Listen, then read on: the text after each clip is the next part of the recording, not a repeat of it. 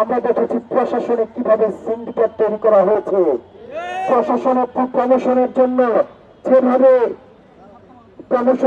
প্রশাসনে আমরা দেখেছি সরকারের সময়ে যেভাবে সিন্ডিকেট করে প্রমোশন করা হয়েছে। আমরা কখনোই এই শিক্ষকদেরকে গলা চেপে ধরতে দেখি না এই রাষ্ট্রের। আমরা তাদের এই অ্যাক্টিভিটির প্রতি আমরা সম্মান জানাইয়া রাষ্ট্রের কাছে আমরা অনুরোধ করতে চাই, আপনারা দ্রুততম সময়ের মধ্যে বাড়ি ভাড়া 20% করতে অবশ্যই হবে।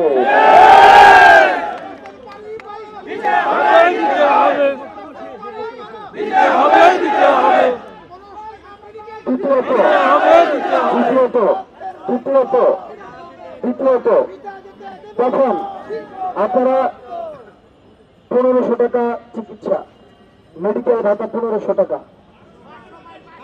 আপনি যদি এটা নিচ্ছেন একটা আমি বলতেছি আপনাদের চাওয়াটা কত কম। রিপোর্টটা দেখাইতে গেলে 1500 টাকা ভিজিট লাগে। রিপোর্টটা দেখাইতে গেলে 1500 টাকা ভিজিট দিতে হয়।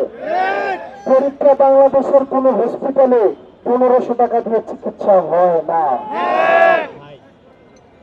আমরা দেখলাম, আমরা দেখি উপদেষ্টাদের, বিশেষ করে দেখেন স্বাস্থ্য উপদেষ্টা আমরা বানাইছি দেশের স্বাস্থ্য সংস্কার করার জন্য, কিন্তু মজার বিষয়টা দেখেন উনি যখন অসুস্থ হয় উনি চিকিৎসা দিতে হয় সিঙ্গাপুর।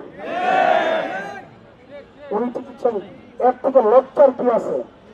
উচিত ছিল আমার জনগণ যতক্ষণ না পর্যন্ত সে চিকিৎসা পাচ্ছে, আমার জনগণ যে চিকিৎসা ব্যবস্থার চিকিৎসা নিচ্ছে, আমি যেহেতু এই চিকিৎসার দায়িত্ব রয়েছি, আমি অবশ্যই ওই চিকিৎসা কার্যক্রমের আমি নিজে অংশ হবো। কিন্তু আমরা তো নির্লজ্জের মতো তারা সিঙ্গাপুরে চিকিৎসা নিতে যায়, নির্লজ্জের মতো তারা বিদেশে চিকিৎসা কাজ করাতে যায়। তাদেরকে 1500 টাকা দিয়ে বাধ্য করেন। সরকারি চাকরিজীবী যারা যারা রয়েছে, ফার্স্ট ক্লাস চাকরি করে যারা মন্ত্রী রয়েছে, তাদের জন্য নিয়ম করে দেন তারা বিদেশে চিকিৎসা নিতে চলতে পারবে না, তারা সরকারি হসপিটালে চিকিৎসা নিতে হবে। তাহলে যে 1500 টাকা আমরা যদি দাবি করছি তাহলে আমরা সেটাই মেনে নেব।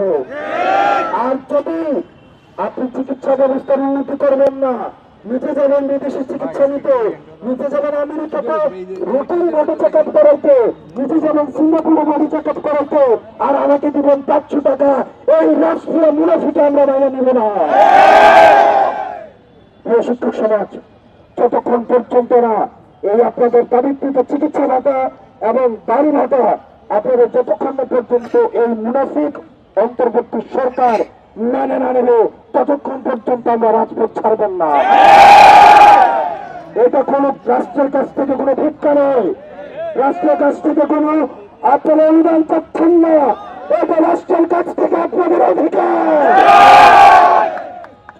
এই অধিকার আদায় না হওয়া পর্যন্ত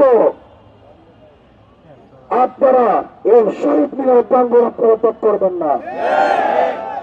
রাষ্ট্রের সমতা নিশ্চিত করতে ব্যর্থ হয়েছে।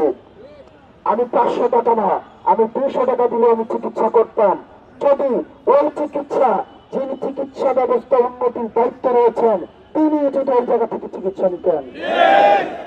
আমি রাষ্ট্রের এই অসাম্য আমি মেনে নিব না। রাষ্ট্র সমতা নিশ্চিত করতে হবে, রাষ্ট্র ন্যায্যতা নিশ্চিত করতে হবে, রাষ্ট্র অধিকার নিশ্চিত করতে হবে। প্রিয় শিক্ষক সমাজ, জাতীয় নাগরিক পার্টির পক্ষ থেকে আমরা কণ্ঠে আপনাদের দাবির সাথে আমরা সমর্থন জ্ঞাপন করছি, এবং যত ধরনের আপনাদেরকে সহায়তা করা যায় আমাদের জায়গা থেকে আপনাদের এই নৈতিক দাবির প্রতি দাবি পূরণ হওয়া পর্যন্ত আমরা উৎসব ভাতায় যেভাবে আপনাদেরকে সহায়তা করেছি, ঠিক একইভাবে আপনাদের এই নৈতিক দাবি পূরণ না হওয়া পর্যন্ত আমরা আপনাদের প্রতি আমাদের সমর্থন অব্যাহত থাকবে।